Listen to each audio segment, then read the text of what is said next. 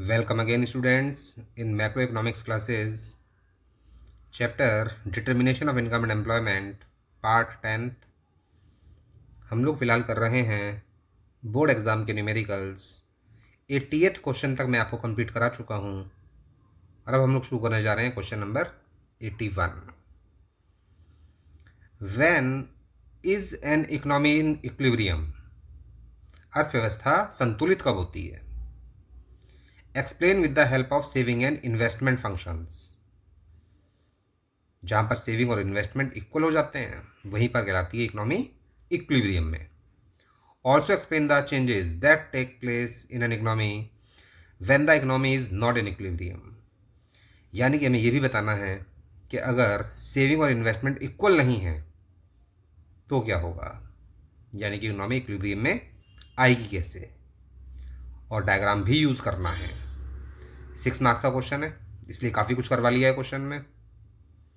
ध्यान से देखिएगा, यहाँ पर हमें सेविंग और इन्वेस्टमेंट अप्रोच के द्वारा बताना है equilibrium level of economy. The equilibrium level of income and employment, यह कह सकते हैं output, is that level at which planned savings and plan investment are equal. तो इकोनॉमी इक्विलिब्रियम लेवल में तब होगी जब सेविंग इन्वेस्टमेंट के इक्वल हो जाएगा। डेरिवेशन, जिसमें दिखाया हुआ है कि S इजिकल टू आई कैसे आ जाता है C प्लस आई अप्रोच से। एग्रीगेट सप्लाई जब बराबर होती है एग्रीगेट डिमांड के, तो इसी का मतलब होता है कि C प्लस एस बराबर है C प्लस आई के, क्योंकि एग्रीगेट सप्लाई का फॉर्मूला है C प्लस एस यानी कि इनकम, और एग्रीगेट डिमांड का मतलब है वो एक्सपेंडिचर जो कंजम्पशन और इन्वेस्टमेंट पर किया जाता है, that is known as aggregate demand. और इस फॉर्मूले में C से C कैंसिल हो जाएगा तो बचेगा केवल S इज इक्वल टू आई, और यही है इक्विलिब्रियम कंडीशन। नेक्स्ट, अभी कंटिन्यूड है क्वेश्चन। अब बताएंगे डिसइक्विलिब्रियम के बारे में कि अगर सेविंग कम है इन्वेस्टमेंट से तो क्या होगा। सेविंग कम होने का मतलब है कि कंज्यूमर्स ज़्यादा डिमांड कर रहे हैं गुड्स एंड सर्विसेज की इकोनॉमी में, यानी कि वो पैसा ज़्यादा खर्च करना चाहते हैं, जिसकी वजह से प्रोड्यूसर्स की जो इन्वेंट्री है वो डिक्रीज़ होनी शुरू हो जाएगी, वो भी अनप्लैंड, बिना प्लानिंग के उनका माल खूब बिकने लगेगा। अर्थात उन्होंने माल बनाया होगा ये सोच कर कि फ्यूचर में बिकेगा, लेकिन वो तो अभी के अभी बिकने लगा, जिसकी वजह से वो प्रोडक्शन बढ़ाएंगे, और प्रोडक्शन बढ़ाने के लिए एम्प्लॉयमेंट को इंक्रीज़ करेंगे, यानी कि और लोगों को नौकरी पर रखेंगे, उन्हें काम देंगे, जिसकी वजह से आउटपुट भी बढ़ेगा और इनकम भी बढ़ेगी। और जब इनकम बढ़ेगी तो सर्विसेज सेविंग्स भी बढ़नी शुरू हो जाएंगी, और सेविंग्स तब तक बढ़ती रहेंगी जब तक वो दोबारा इन्वेस्टमेंट के इक्वल नहीं हो जाती, और उसके बाद बदलाव की कोई टेंडेंसी नहीं रह जाएगी। और अगर सेविंग ज़्यादा है इन्वेस्टमेंट से, तो सेविंग ज़्यादा करने का मतलब है कि हाउस होल्ड्स एक्सपेंडिचर कम कर रहे हैं गुड्स एंड सर्विसेज पर, यानी कि उनकी डिमांड कम है। दैट मीन्स फर्म्स ने जितनी उम्मीद लगाई थी, जितना एंटिसिपेट किया था, उस हिसाब से कंज्यूमर जो है पैसा खर्च नहीं कर रहे हैं, जिसकी वजह से प्रोड्यूसर्स के पास इन्वेंट्रीज का स्टॉक जमा होना शुरू हो जाएगा, increase in inventories of unsold goods. और जब उनको दिखाई देगा उनके गोदाम भरते जा रहे हैं, माल बिक नहीं रहा, तो वो अपने प्रोडक्शन के लेवल को कम करेंगे, और प्रोडक्शन के लेवल को कम करने के लिए वो लोगों को काम से भी निकालेंगे, यानी कि इकोनॉमी में अनएम्प्लॉयमेंट भी आएगा, और इसी की वजह से इनकम कम होनी शुरू हो जाएगी, और जब इनकम कम होगी तो सेविंग भी कम होनी शुरू हो जाएंगी, और यहाँ पर सेविंग तब तक कम होती रहेंगी जब तक वो दोबारा इन्वेस्टमेंट के इक्वल नहीं हो जाती। कंटिन्यूड, क्योंकि इसमें भी डायग्राम भी बताना है। ये डायग्राम पहले भी हम लोग कर चुके हैं,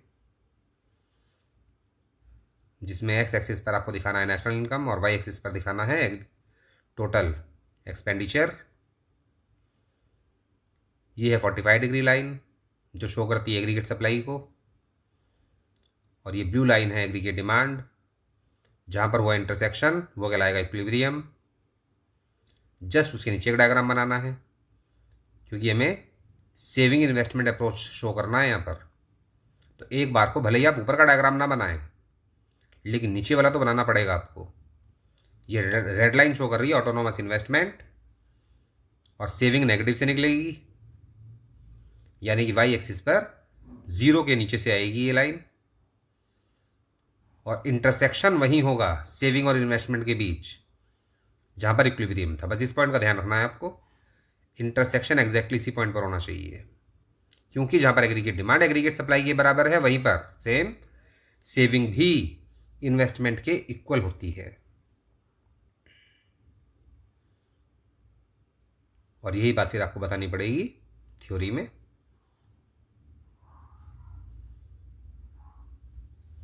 In the diagram, the equilibrium is at E, where aggregate demand intersects 45-degree line.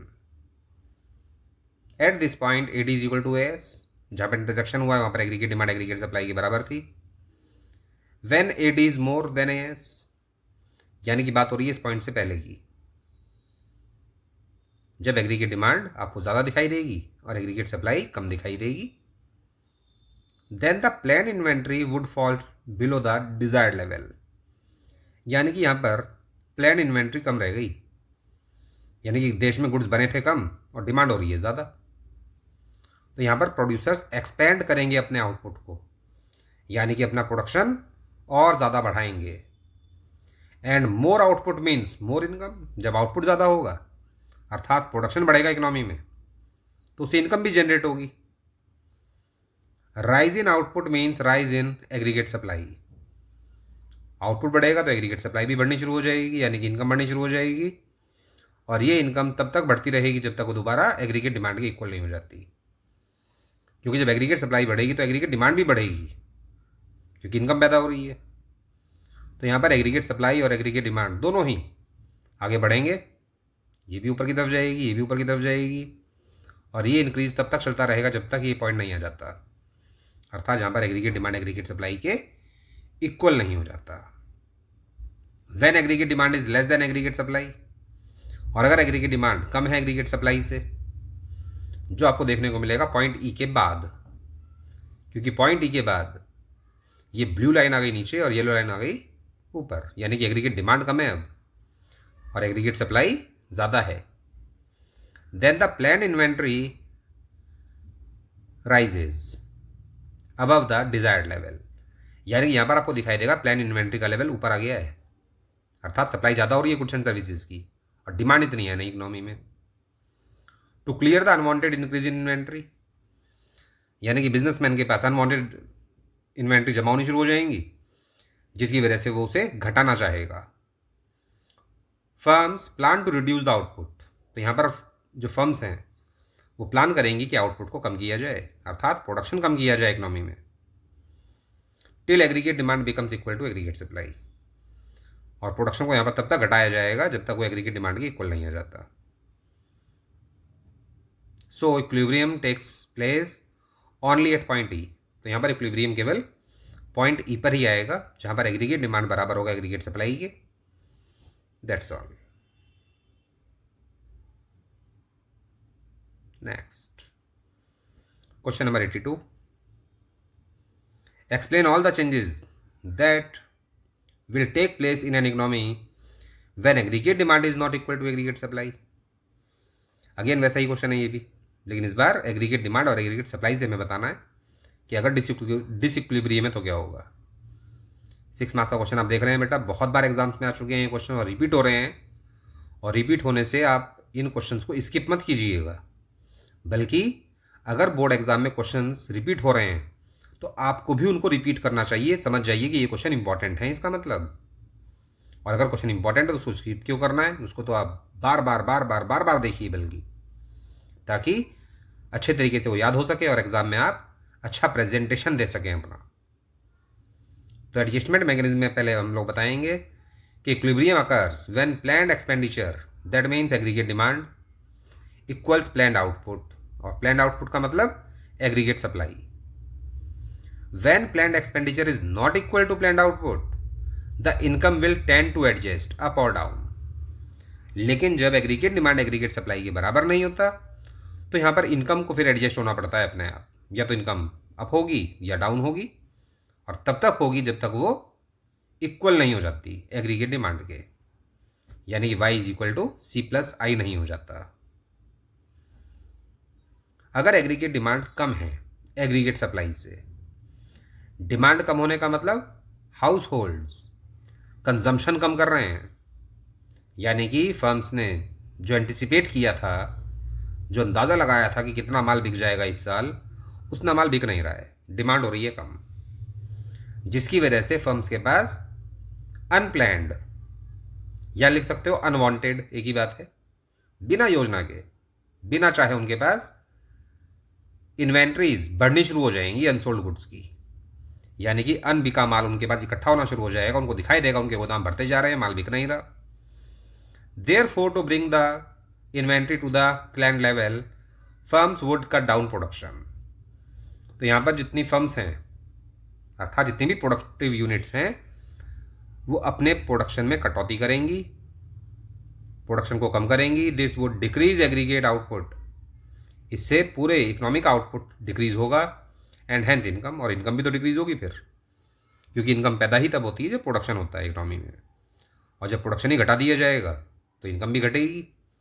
This process of decrease in aggregate output और income would continue till the economy achieves the equilibrium, और यहाँ पर आउटपुट को तब तक घटाया जाएगा, और आउटपुट के घटने से इनकम भी घटेगी, और इनकम तब तक घटती रहेगी जब तक वो दोबारा एग्रीगेट डिमांड के इक्वल नहीं हो जाती, और जब इक्वल हो जाएंगे तो फिर आ जाएगा इक्विलिब्रियम, अर्थात अर्थव्यवस्था फिर संतुलित हो जाएगी।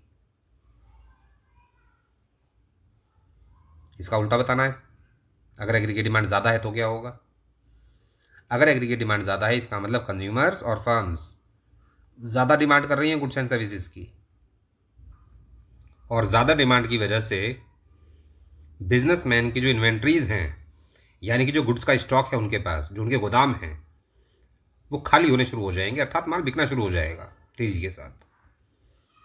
फर्म्स के लिए फ़ायदा है, तो इसलिए फर्म्स यहाँ पर अपना प्रोडक्शन बढ़ाएंगी, जिसकी वजह से एम्प्लॉयमेंट भी बढ़ेगा, आउटपुट भी बढ़ेगा, और इनकम भी बढ़ेगी इकोनॉमी के अंदर, क्योंकि जब प्रोडक्शन बढ़ाया जाता है तो लोगों को नौकरियाँ मिलती हैं, प्रोडक्शन तो बढ़ेगा ही बढ़ेगा जब लोग काम करेंगे, और उनकी इनकम भी बढ़ेगी।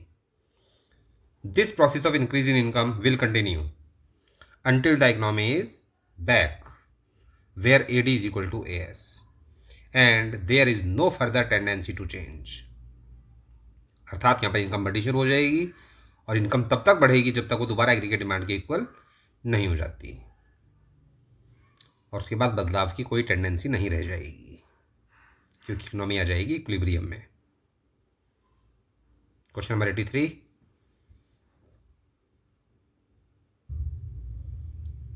explain the meaning of underemployment equilibrium. Explain two measures by which full employment equilibrium can be reached. पहले इसका मीनिंग बताना है अंडर एम्प्लॉयमेंट का, अंडर एम्प्लॉयमेंट इक्विलिब्रियम, और दो तरीके बताने हैं। तरीके आपको बहुत सारे पढ़ाए गए हैं फिजिकल पॉलिसीज़ में भी और मॉनेटरी पॉलिसीज़ में भी, तो यहाँ पर आप कोई भी दो तरीके बता सकते हैं। Under employment equilibrium, underemployment equilibrium means equality between aggregate demand and aggregate supply but at less than full employment, यानी कि एग्रीगेट डिमांड एग्रीगेट सप्लाई के बराबर तो होगा लेकिन फुल एम्प्लॉयमेंट पर नहीं होगा, अर्थात देश में कुछ लोग अनएम्प्लॉयड भी होंगे, हमारे कुछ रिसोर्सेज ऐसे होंगे जिनका यूज़ नहीं हो रहा है इकोनॉमी के अंदर, यानी उनका एफिशिएंटली यूज जो होना चाहिए फुल यूटिलाइजेशन नहीं हो रहा है। It is a state of equilibrium where level of demand is less than full employment level of output, अर्थात ये वो स्थिति है इक्विलिब्रियम की जिसमें लेवल ऑफ डिमांड कम है, फुल एम्प्लॉयमेंट के हिसाब से जितनी डिमांड होनी चाहिए इकोनॉमी में उतनी डिमांड नहीं है, कहने का मतलब डेफिशिएंट डिमांड है। In other words, in producing the output, economies all resources are not fully employed, यानी कि इकोनॉमी में आउटपुट को पैदा करने के लिए, यानी कि प्रोडक्शन करने के लिए इकोनॉमी के सभी रिसोर्सेज को फुल्ली एम्प्लॉयड नहीं किया गया है। अर्थात कुछ रिसोर्सेज ऐसे हैं इकोनॉमी में जो अभी अनएम्प्लॉयड हैं या अंडर एम्प्लॉयड हैं। That is some resources are under employed, यानी कि अगर किसी व्यक्ति में काम करने की क्षमता है 8 घंटे, लेकिन उसे काम मिल रहा है केवल 4 घंटे, इसका मतलब वो अनएम्प्लॉयड तो नहीं कहलाएगा, लेकिन वो अंडर एम्प्लॉयड कहलाएगा। या फिर किसी व्यक्ति में सैलरी पाने की क्षमता है 80,000 रुपीज़ पर मंथ, लेकिन काम करना पड़ रहा है उसे 30,000 पर मंथ पर, तो उस व्यक्ति को भी हम लोग अनएम्प्लॉयड तो नहीं कह सकते, लेकिन वो कहलाएगा under employed. When level of demand is less than full employment level of output, it is called deficient demand. तो जब लेवल ऑफ डिमांड कम रह जाती है फुल एम्प्लॉयमेंट से, तो वही कहलाती है deficient demand, which pushes the economy into under employment equilibrium, जिसकी वजह से हमारी इकोनॉमी अंडर एम्प्लॉयमेंट इक्विलिब्रियम में पहुंच जाती है, डिमांड कम होने की वजह से। अर्थात एग्रीगेट डिमांड का जो लेवल होना चाहिए इकोनॉमी में फुल एम्प्लॉयमेंट के हिसाब से वो लेवल नहीं है, क्योंकि हमारी इकोनॉमी अंडर एम्प्लॉयड है। कंटिन्यूड, क्योंकि अभी 2 मेजर्स भी बताने हैं इसे कंट्रोल करने के। Measures to control the situation of deficient demand. पहला यहां पर बताया गया है bank rate. It is the rate of interest at which central bank lends to commercial banks. ये वो रेट ऑफ इंटरेस्ट है जिस पर सेंट्रल बैंक कर्ज देता है कॉमर्शियल बैंक्स को। In case of deficient demand central bank decreases bank rate. अगर मार्केट में डिमांड कम है, इकोनॉमी के अंदर डिमांड कम है, तो reserve bank of India bank rate को कम कर देगा। बैंक रेट कम करने से कॉमर्शियल बैंक्स प्रेरित होंगे, एनकरेज होंगे बोरोइंग्स करने के लिए, और क्योंकि बैंक रेट कम हो गया है तो कॉमर्शियल बैंक्स भी अपना लैंडिंग रेट ऑफ इंटरेस्ट घटा देंगे, अर्थात जिस रेट पर वो पब्लिक को इंटरेस्ट देते हैं, जिससे कि पब्लिक के लिए लोन लेना हो जाएगा चीपर, यानी कि सस्ता हो जाएगा लोन लेना। एज अ रिजल्ट इकोनॉमी में क्रेडिट भी इंक्रीज होगा, अर्थात लोन ज़्यादा बढ़ेगा और जनता के पास ज़्यादा पैसा पहुंचेगा। दैट मीन्स मनी सप्लाई भी इंक्रीज हो जाएगा। Accordingly deficient demand restored at the level of AD = S, और जो घटी हुई डिमांड थी वो बढ़नी शुरू हो जाएगी, और तब तक बढ़ेगी जब तक एग्रीगेट सप्लाई की इक्वल नहीं हो जाती। सेम इसी प्रकार से मार्जिनल रिक्वायरमेंट यहाँ बताया हुआ है, अर्थात यहाँ पर एक पॉइंट आपको दिया गया है क्वांटिटेटिव मेजर्स का और एक पॉइंट दिया गया है क्वालिटेटिव मेजर्स का, और एग्जाम्स में ऐसे ही सिलेक्शन करना चाहिए। एक ही टॉपिक से सारे पॉइंट नहीं उठाने चाहिए, अलग अलग टॉपिक्स को लेकर हमें अपनी बात एक्सप्लेन करनी चाहिए, इससे अच्छा इंप्रेशन पड़ता है इवेल्युएटर पर। मार्जिनल रिक्वायरमेंट का मतलब it is the difference between the amount of loan granted and the current value of security offered for taking loan. Loan लेने के लिए जब हम लोग किसी भी बैंक को सिक्योरिटी देते हैं, अर्थात कुछ ना कुछ गिरवी रखते हैं, तो जो हमने एसेट गिरवी रखा है उस कीमत का लोन नहीं मिलता कभी भी, बल्कि लोन थोड़ा कम अमाउंट का मिलता है। जैसे कि अगर हमने सिक्योरिटी दी है बैंक को 10 लाख की, और बैंक हमको ऑफर कर रहा है केवल 7 लाख, यानी कि 30% डाउन वैल्यू पर, तो यही 30% डाउन जो वैल्यू की गई है सिक्योरिटी की, इसी को बोलते हैं मार्जिनल रिक्वायरमेंट। ये डिफरेंस है वैल्यू ऑफ सिक्योरिटी ऑफर्ड के बीच और जो लोन लिया गया है उसके बीच। In a situation of deficient demand, अगर इकोनॉमी में डिमांड का लेवल कम है, the central bank decreases the limit of marginal requirement, तो सेंट्रल बैंक मार्जिनल रिक्वायरमेंट को कम कर देगा। जैसे मैंने भी एग्जांपल दिया था, 10 लाख की सिक्योरिटी के बदले में अब बैंक ज़्यादा लोन देगा, क्योंकि उसने मार्जिनल रिक्वायरमेंट को घटा दिया, 30% से 20% कर दिया। यानी 10 लाख की सिक्योरिटी में से वो केवल 20% अमाउंट डाउन करके 8 लाख का लोन ऑफर करेगा।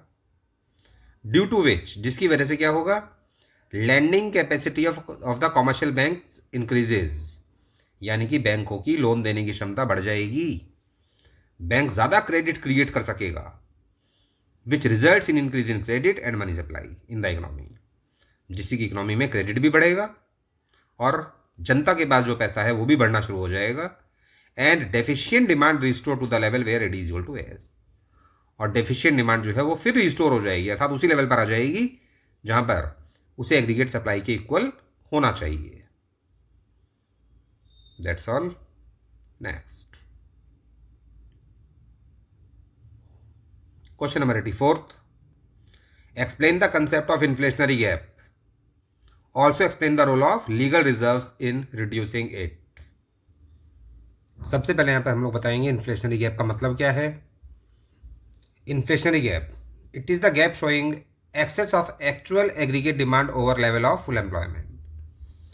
अगर एक्चुअल एग्रीगेट डिमांड यानी कि total demand of the economy ज़्यादा है फुल एम्प्लॉयमेंट के लेवल से, यानी कि फुल एम्प्लॉयमेंट पर जो लेवल होना चाहिए एग्रीगेट डिमांड का, डिमांड उससे ज़्यादा की जा रही है इकोनॉमी में, तो उसकी वजह से महंगाई आती है, अर्थात प्राइसेस का लेवल बढ़ना शुरू हो जाता है. वही कहलाता है inflationary gap. Inflation here refers to continuous rise in price due to increase in demand. तो इन्फ्लेशन का यहाँ पर मतलब है लगातार कीमतों का बढ़ना. कीमतें लगातार बढ़ेंगी इकोनॉमी में क्योंकि डिमांड ज़्यादा है. जब डिमांड ज़्यादा होती है तो बिजनेसमैन इस चीज़ का फ़ायदा उठाता है और ज़्यादा कीमत पर आइटम बेचने की कोशिश करता है without a corresponding increase in output. और आउटपुट को बढ़ा नहीं पाएगा यहाँ पर क्योंकि पहले ही इकोनॉमी में फुल एम्प्लॉयमेंट है. फुल एम्प्लॉयमेंट पर जो लेवल होना चाहिए एग्रीगेट डिमांड का, डिमांड उससे ज़्यादा हो रही है, तो यहाँ पर आउटपुट तो बढ़ा नहीं सकते, प्रोडक्शन तो उतना का उतना ही रहेगा, तो इसीलिए प्राइसेस को बढ़ाना पड़ेगा. The main reason for excess demand and inflation are apparently the increase in 4 components of aggregate demand. Aggregate demand के जो 4 कंपोनेंट्स आपको बताए गए थे, यानी कि हाउस होल्ड्स की डिमांड भी ज़्यादा होगी इकोनॉमी के अंदर, गवर्नमेंट की डिमांड भी ज़्यादा होगी, फर्म्स की डिमांड भी ज़्यादा होगी इन्वेस्टमेंट करने के लिए, और फॉरेनर्स भी हमारे देश से ज़्यादा गुड्स एंड सर्विसेज को कंज्यूम करेंगे, जिसकी वजह से एग्रीगेट डिमांड का लेवल हमें ज़्यादा दिखाई दे रहा है और इसी वजह से इकोनॉमी में प्राइसेस का लेवल लगातार बढ़ता जा रहा है. फिर बताएंगे लीगल रिजर्व रेशोज का क्या इसमें रोल है इसे कम करने में. अगर डिमांड ज़्यादा हो रही है इकोनॉमी में तो लीगल रिजर्व रेशो से उसको कंट्रोल कैसे किया जाएगा. LRR का यहाँ पर 2 मतलब हैं, एक CRR और एक SLR, यानी कि cash reserve ratio. It is the ratio of deposits which banks keep with central bank as cash reserves. हर एक बैंक को अपने डिपॉजिट्स का जितना पार्ट जमा कराना पड़ता है RBI के पास, सेंट्रल बैंक के पास, वही कहलाता है कैश रिजर्व्स. और SLR में हर एक बैंक को डिपॉजिट का कुछ हिस्सा अपने पास भी रिजर्व में रखना पड़ता है लिक्विड एसेट्स के फॉर्म में, वही कहलाता है स्टैट्यूटरी लिक्विडिटी रेशियो. और अगर इकोनॉमी में डिमांड ज़्यादा है, एक्सेस डिमांड है, तो इन दोनों को बढ़ा दिया जाएगा. During excess demand RBI increases LRR and the lending capacity of the commercial bank decreases, जिससे बैंकों की लोन देने की क्षमता घटेगी, क्योंकि अब बैंकों को क्या करना पड़ेगा, रिजर्व ज़्यादा बनाना पड़ेगा, क्योंकि RBI ने बढ़ा दिया लीगल रिजर्व रेशियो. तो जब रिजर्व ज़्यादा बनाने पड़ेंगे, अर्थात ज़्यादा पैसा अलग से रखना पड़ेगा रिजर्व के तौर पर, तो लोन देने के लिए उनके पास पैसा कम होगा, which result in decrease in credit, जिसकी वजह से वो लोन कम दे पाएंगे, and money supply in the economy, और मनी सप्लाई भी इकोनॉमी में घटेगा, अर्थात जनता के पास पैसा कम पहुंचेगा. And excess demand restore to the level where it is equal to S, और एग्रीगेट डिमांड फिर उसी पॉइंट पर आ जाएगी जहां पर उसे एग्रीगेट सप्लाई के बराबर होना चाहिए, क्योंकि जब लोगों के पास पैसा ही नहीं होगा, इकोनॉमी में मनी सप्लाई कम होगी, तो उनकी डिमांड भी कम होगी गुड्स एंड सर्विसेज के लिए. Next question number 85. 2 components of money supply are dash and dash. कोई ऑप्शन नहीं था यहाँ पर, कोई MCQ नहीं है. ये 2 कंपोनेंट्स आपको यहाँ पर बताने थे. Currency held by the public and net demand deposits held by commercial banks.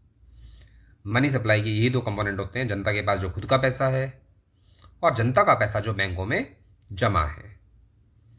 वही कहलाता है money supply. Number 86, loans offered by commercial banks dash. Dash में क्या आएगा, इस बार ऑप्शन गिवन है, या तो इंक्रीज आएगा या डिक्रीज आएगा। Loans offered by commercial banks dash the money supply in the economy. जब कॉमर्शियल बैंक ज़्यादा लोन देंगे आम जनता को, तो इससे आम जनता के पास पैसा बढ़ेगा, सिंपल, अर्थात मनी सप्लाई इंक्रीज होगा इससे। क्रेडिट को इंक्रीज करने पर मनी सप्लाई भी इंक्रीज हो जाता है इकोनॉमी में। जब बैंक्स लोन ज़्यादा देंगे तो उससे जनता के पास पैसा ज़्यादा पहुंचेगा। पॉइंट नंबर 87, ये भी 2020 का ही क्वेश्चन है, 1 मार्क का। Define full employment. It refers to a situation in which every able-bodied person who is willing to work at the prevailing rate of wage is in fact employed। अर्थात ये वो स्थिति है जिसमें हर एक वो व्यक्ति जो काम करने की क्षमता रखता है और काम करने की इच्छा भी रखता है करंट वेज रेट पर, और उसे काम मिल जाता है।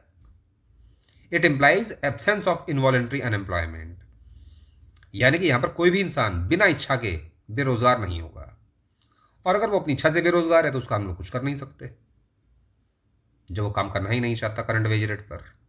लेकिन जो इंसान काम करना चाहता है उसे काम मिल जाता है, तो वही कहलाता है full employment. Question number 88, explain the function of central bank as banker, agent and advisor of the government. क्योंकि सेंट्रल बैंक बैंकर भी है, एजेंट भी है और एडवाइजर भी है गवर्नमेंट का, तो यही फंक्शन हमें यहाँ पर एक्सप्लेन करना है सेंट्रल बैंक का।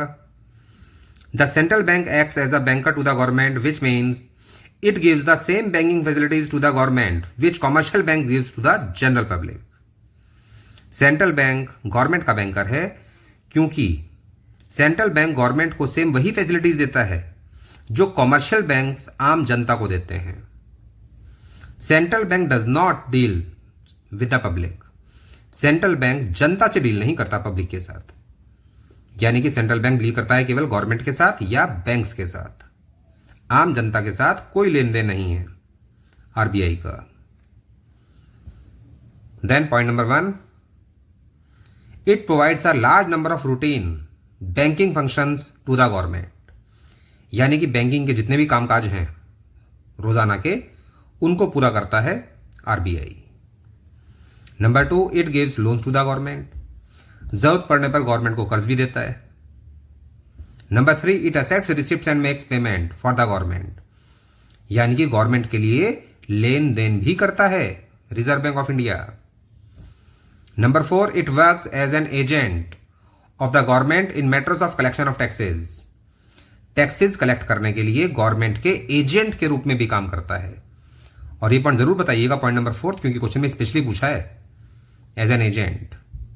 और पॉइंट नंबर 5 भी स्पेशली जरूर बताइएगा क्योंकि एडवाइजर के रूप में भी ये पूछा गया है। इट मेंटेन्स पब्लिक डेब्ट्स, ये गवर्नमेंट के पब्लिक डेब्ट्स भी मेंटेन करता है। पब्लिक डेब्ट्स का मतलब गवर्नमेंट के द्वारा जो कर्ज लिया जाता है जनता से कंजम्पशन एक्सपेंडिचर के लिए, वही कहलाता है पब्लिक डेब्ट, यानी कि लोक वित्त। It also acts as a financial advisor to the government, और ये गवर्नमेंट के लिए फाइनेंशियल एडवाइजर का काम भी करता है, यानी कि फाइनेंशियल मैटर्स में ये गवर्नमेंट को एडवाइस देता है कि कहां कहां पर कितना पैसा खर्च करना चाहिए और कहां कहां पर कितना पैसा खर्च नहीं करना चाहिए। नेक्स्ट क्वेश्चन नंबर 89, इलेबोरेट का मतलब डिटेल में हमें बताना है। How does a central bank stabilise money supply through bank rate, यानी बैंक रेट के जरिए किस प्रकार सेंट्रल बैंक मनी सप्लाई को स्थिर बनाता है। पहले यहां पर बताएंगे बैंक रेट क्या होता है। It is the rate of interest at which central bank lends to commercial banks. Interest का वो रेट जिस पर सेंट्रल बैंक पैसा लोन दे रहा है कॉमर्शियल बैंक्स को। In case of excess demand central bank raise bank rate. अगर इकोनॉमी में एक्सेस डिमांड है तो सेंट्रल बैंक बैंक रेट को बढ़ा देगा। Which discourages commercial banks in borrowing from central bank, जिसकी वजह से कॉमर्शियल बैंक्स लोन कम लेना चाहेंगे क्योंकि इंटरेस्ट ज़्यादा देना पड़ेगा। Increase in bank rate forces the commercial bank to increase their lending rates, और क्योंकि यहां पर कॉमर्शियल बैंक्स को खुद इंटरेस्ट ज़्यादा देना पड़ रहा है तो वो भी अपने लैंडिंग रेट ऑफ इंटरेस्ट को बढ़ा देंगे, अर्थात वो भी जनता से इंटरेस्ट ज़्यादा वसूल करेंगे। विच मेक्स क्रेडिट कॉस्टलियर, जिसकी वजह से जनता के लिए लोन लेना महंगा हो जाएगा। As a result credit and money supply decreases, जिसकी वजह से इकोनॉमी में क्रेडिट और मनी सप्लाई घटेगा, क्योंकि लोग कम लोन लेंगे तो लोगों के पास पैसा भी कम पहुंचेगा। And accordingly excess demand restored at the level where it is equal to S, और इस तरीके से जो एक्सेस डिमांड है वो अपने आप कंट्रोल में आ जाएगी, क्योंकि जब लोगों के पास पैसा ही नहीं पहुंचेगा, उनको लोन ही नहीं मिल पाएगा, तो फिर उनकी डिमांड भी कंट्रोल में आएगी। इन केस ऑफ डेफिशिएंट डिमांड इसका उल्टा होगा। Central bank decreases bank rate, यहां पर सेंट्रल बैंक बैंक रेट को कम कर देगा। Which encourages commercial banks in borrowing from central bank, जिसकी वजह से कॉमर्शियल बैंक्स ज्यादा प्रेरित होंगे लोन लेने के लिए, क्योंकि उनको दिखाई देगा कि इंटरेस्ट रेट कम लग रहा है तो ज्यादा लोन लेने में फायदा है। And decrease in bank rate forces the commercial banks to decrease their lending rates of interest which makes credit cheaper for the general public, और जब कॉमर्शियल बैंक को खुद इंटरेस्ट कम देना पड़ेगा तो वो भी जनता से इंटरेस्ट कम लेंगे, जिसकी वजह से आम जनता के लिए क्रेडिट चीप हो जाएगा, यानी कि लोन लेना सस्ता हो जाएगा। As a result credit and money supply increases, जिसकी वजह से इकोनॉमी में ज्यादा लोन बढ़ेगा, यानी कि क्रेडिट बढ़ेगा, और जनता के पास ज्यादा पैसा पहुंचेगा, यानी कि इकोनॉमी में मनी सप्लाई भी इंक्रीज हो जाएगा।